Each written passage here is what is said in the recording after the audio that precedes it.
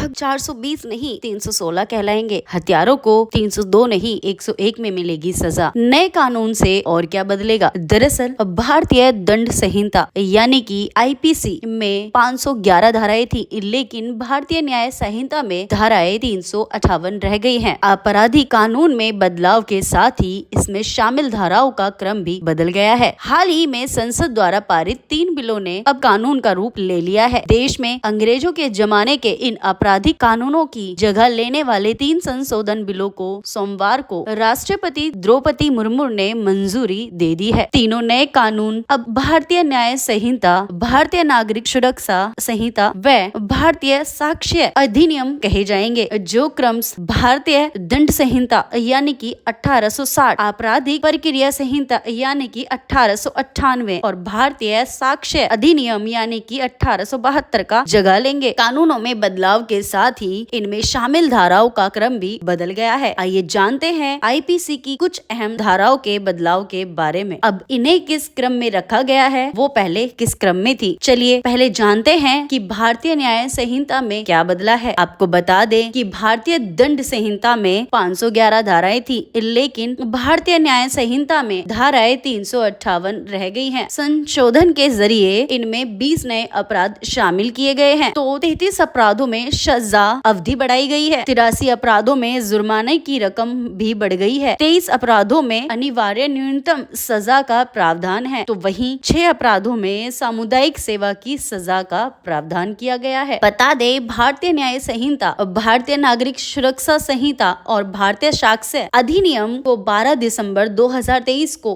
केंद्र सरकार ने इसी साल अगस्त में पेश किए गए पिछले संस्करणों को वापस लेते हुए संसद के निचले सदन में 3 संशोधित आपराधिक बिलों को फिर से पेश किया था। इन बिलों को लोकसभा ने 20 दिसंबर और राज्यसभा ने 21 दिसंबर को मंजूरी दे दी। राज्यसभा में बिल को केंद्रीय गृह मंत्री अमित शाह द्वारा पेश किए जाने के बाद एक होकर पारित किया गया था। अब सोमवार यानी 25 दिसंबर को राष्ट्रपति से मंजूरी के बाद बिल कानून बन गए। संसद में तीनों बिलों पर चर्चा के दौरान केंद्रीय गृह मंत्री अमित शाह ने कहा कि इनमें सजा देने के बजाय न्याय देने पर मान्यवर मैं आपको और आपके माध्यम से सदन को और सदन के माध्यम से पूरे देश की जनता को विश्वास दिलाना चाहता हूं।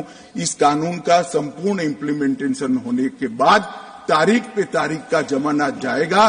3 साल में किसी भी विक्टिम को न्याय मिल जाए, ऐसी न्याय प्रणाली इस देश के अंदर प्रस्तापित होगी। ये तो बात हुई संसद में पास हुए 3 बिलों की, जिनके बाद देखते हैं कानून में कितना बदलाव आता है। तो चलिए अब जानते हैं कि वो कौन सी अहम धाराएं हैं जिनमें बदलाव किए गए हैं। पहली धारा 124 आईपीसी धारा 124 राजद्रोह से जुड़ने वाले मामलों में सजा का प्रावधान रखती थी। नए कानूनों के तहत राजद्रोह को एक नया शब्द देशद्रोह मिला है, यानी ब्रिटिश काल के शब्द को हटा दिया गया है। भारतीय न्याय संहिता में अध्याय 7 में राज्य के विरुद्ध अपराधों की श्रेणी में देशद्रोह को रखा गया है। धारा 144 आईपीसी की धारा 144 घातक हथियार से लैस होकर गैर कानूनी सभा में शामिल होने के बारे में थी। इस धारा को भारतीय न्याय संहिता के अध्याय 11 में सार्वजनिक शांति के विरुद्ध अपराध की श्रेणी में रखा गया है। अब भारतीय न्याय संहिता की धारा 187 गैर कानूनी सभा के बारे में है। धारा 302 पहले किसी की हत्या करने वाला धारा 302 के तहत आरोपी बनाया जाता था, लेकिन अपराधियों को धारा 101 के तहत सजा मिलेगी। नए कानून के अनुसार हत्या की धारा को अध्याय 6 में मानव शरीर को प्रभावित करने वाले अपराध कहा जाएगा। धारा 307 नए कानून के अस्तित्व में आने से पहले हत्या करने के प्रयास में दोषी को आईपीसी की धारा 307 के तहत सजा मिलती थी। अब ऐसे दोषियों को भारतीय न्याय संहिता की धारा 109 के तहत सजा सुनाई जाएगी। इस धारा को भी अध्याय 6 में रखा गया है। धारा 376 दुष्कर्म से जुड़े अपराध में सजा को पहले आईपीसी की धारा 376 में परिभाषित किया गया था। भारतीय न्याय संहिता में इसे अध्याय 5 में महिलाओं और बच्चों के विरुद्ध अपराध की श्रेणी में रखा गया है। नए कानून में दुष्कर्म से जुड़े अपराध में सजा को धारा 63 में परिभाषित किया गया है। वहीं सामूहिक दुष्कर्म को आईपीसी की धारा 376 डी को नए कानून में धारा 70 में शामिल किया गया है। धारा 399 पहले मानहानि के मामले में आईपीसी की धारा 399 इस्तेमाल की जाती थी। नए कानून में अध्याय 19 के तहत आपराधिक धमकी, अपमान, मानहानि आदि में इसे जगह दी गई है। मानहानि को भारतीय न्याय संहिता की धारा 356 में रखा गया है। धारा 420 भारतीय न्याय संहिता में धोखाधड़ी या ठगी का अपराध 420 में नहीं, अब धारा 316 के तहत आएगा। इस धारा को